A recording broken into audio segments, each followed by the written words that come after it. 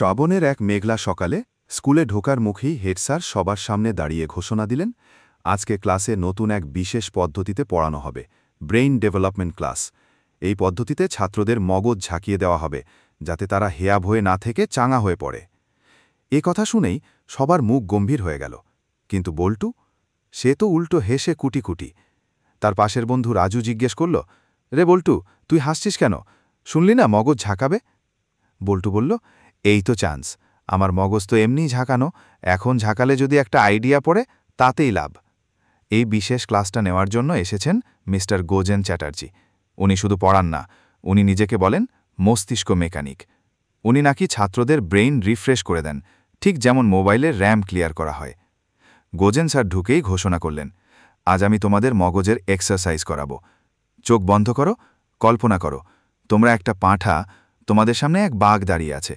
এবার বলো, তোমরা কি করবে? সবাই চোখ বন্ধ করে ভাবতে শুরু করল, কিন্তু বল্টু চোখ বন্ধ না করেই বলে উঠল, স্যার, আমি পাঁঠা হলে তো বাঘের সাথে সেলফি তুলতাম, #লাঞ্চ টাইম। সবাই হেসে গড়িয়ে পড়ল।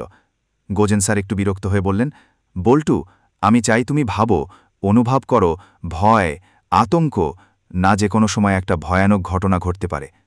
বল্টু বলল, স্যার, ভয় লাগে না, আমি তো প্রতিদিন স্কুলে আসি, এটা তো তার চেয়েও ভয়ানক। পরদিন স্যার ছাত্রদের নিয়ে এলেন স্কুলের ল্যাবরেটরিতে। বললেন, আজ আমরা একটা ব্রেইন সিমুলেশন করব, তোমরা সবাই মাথায় এই স্পেশাল ক্যাপ পরো। বল্টু বলল, স্যার, এটা কি ভ্যানেটার মতো? ইলেকট্রিক শক দেবে না তো? স্যার হেসে বললেন, না না, এটা ইম্যাজিনেশন বুস্টার। তুমি এটা পরে চিন্তা করলে চিন্তাও সাউন্ড ইফেক্ট নিয়ে আসবে। বল্টু ক্যাপ পরতেই বলল, স্যার, আমি এখন মহাকাশে, আমি দেখছি এলিয়েনরা আমার খিচুড়ি রান্না করছে। সবাই আবার হেসে গড়িয়ে পড়ল। স্যার চেয়ারে বসে মাথা ধরে বললেন, বল্টু, তুই একদিন আমাকে পাগল করে দিবি। বল্টু বলে, স্যার, আপনি তো ব্রেইন মেকানিক, পাগলামিও মেরামত করতে পারবেন। স্যার ঠিক করলেন এবার একটা স্মার্টনেস টেস্ট নেওয়া হবে। প্রতিটা প্রশ্নের উত্তর দিতে হবে 5 সেকেন্ডে। প্রশ্ন একদম অদ্ভুত।